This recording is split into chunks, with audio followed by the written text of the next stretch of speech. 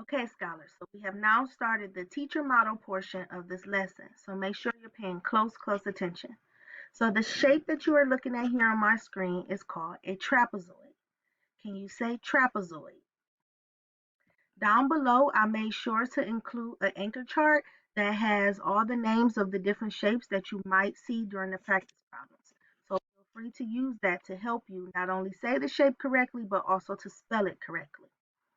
So looking at this trapezoid again, my directions are to partition this trapezoid into three equal parts.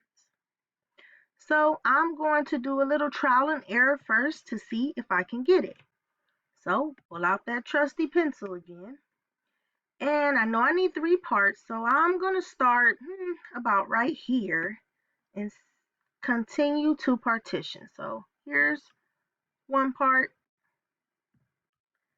and I'll draw another line here. And now I have two, three parts. I'm done, right? Wrong. No, I'm not done. What is wrong with the way I partition this trapezoid? Take a few seconds to think about it.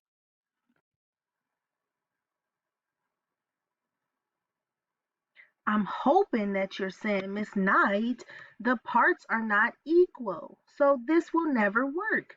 Again, let's pretend we're sharing this candy bar with someone. Would you want that tiny piece that was at the top? I wouldn't. So let's try again.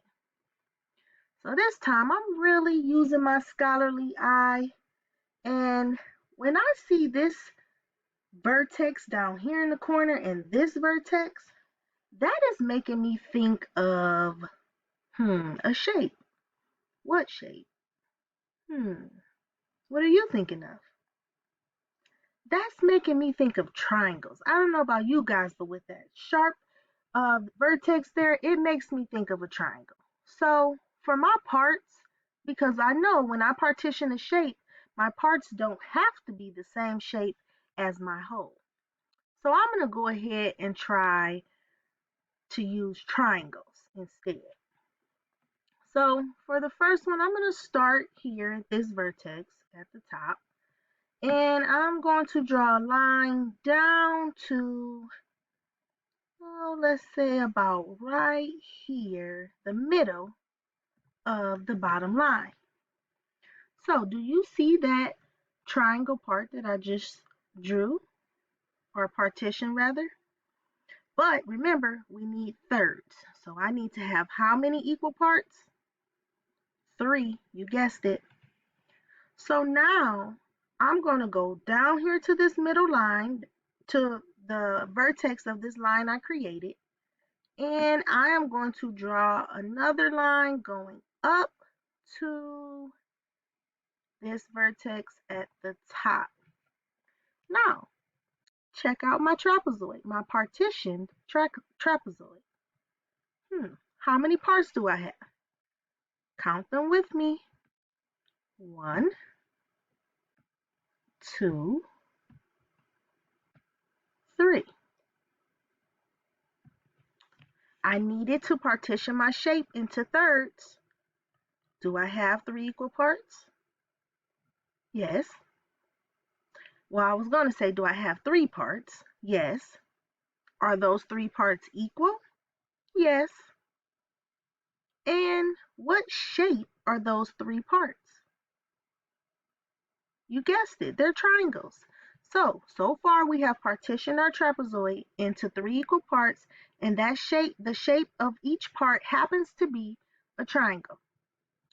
Now, let's write the fraction for each part. So what I'm going to do now is erase these numbers that I placed in the middle. Then I'm going to get another pen. We'll do purple this time.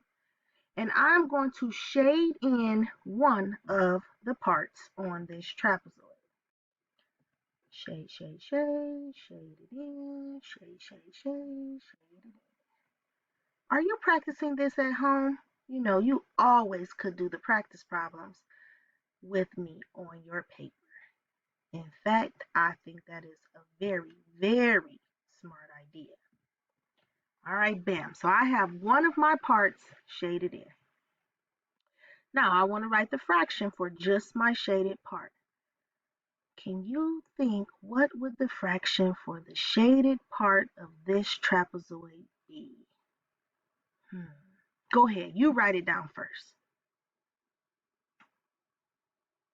Got it?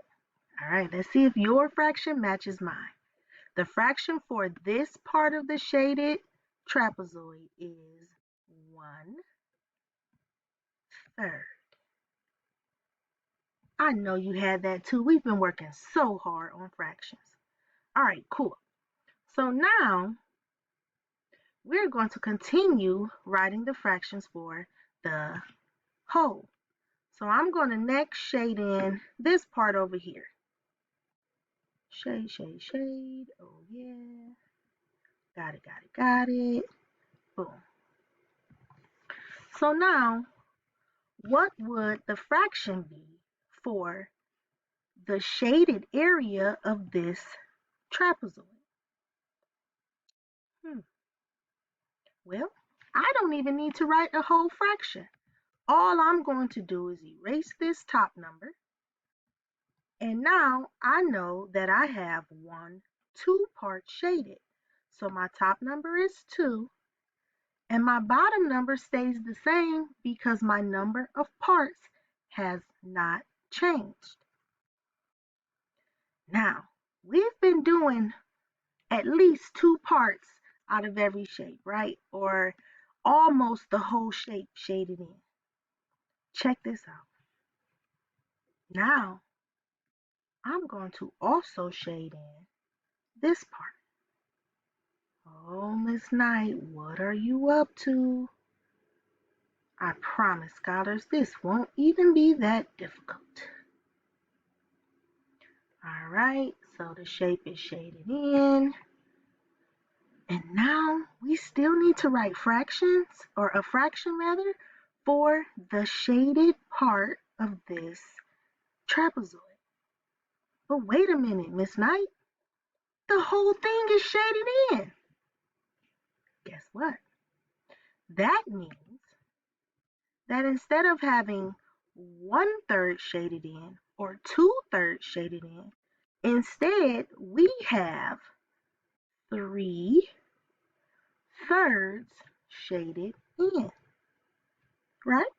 Is that what we have? For sure. We still have our 3 parts, 1, 2, 3, and each part is shaded in, so that's 1, 2, 3/3 shaded. So you could either write that fraction as 3/3, or guess what? You could also write the answer as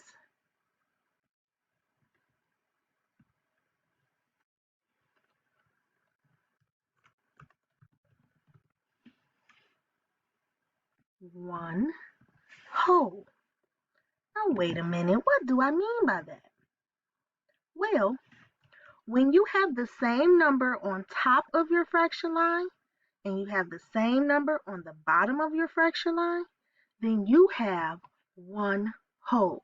You have, I heard you even through the computer, you have 1/2. So whenever you see a shape that is completely shaded in, you have to remember that that is also representing 1/2 because all of the parts are shaded. So, scholars, I think that this should help you out with the problems down below. If you need to review this video again and then go ahead and rock it out on your practice problems. I will see you later.